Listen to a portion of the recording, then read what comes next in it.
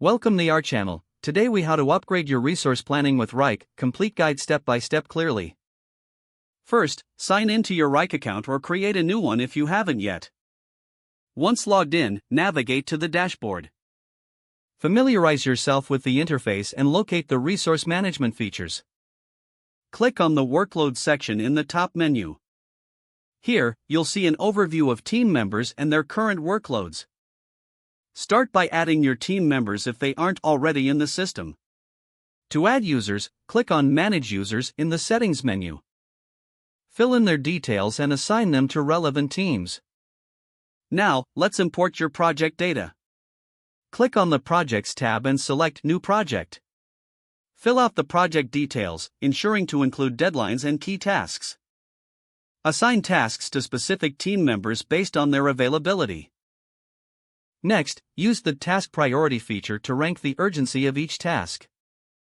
Once tasks are created, use the Gantt chart view for a visual representation. Adjust the timelines by dragging and extending the taskbars. Regularly check the workload view to monitor team performance. If you notice any team member overloaded, consider redistributing tasks. Utilize Wrike's reporting feature to generate insights on resource utilization. Customize these reports to focus on the metrics that matter most to your projects. As your projects evolve, continuously update task progress and workloads.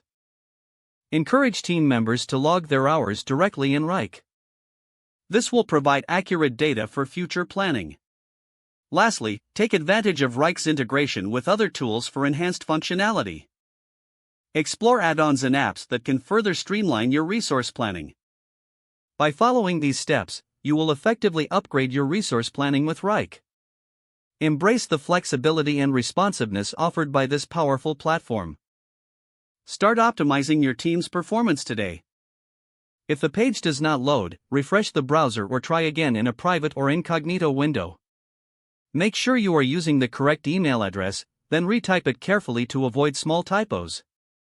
Don't forget to like this video and subscribe to our channel for more step-by-step tech guides.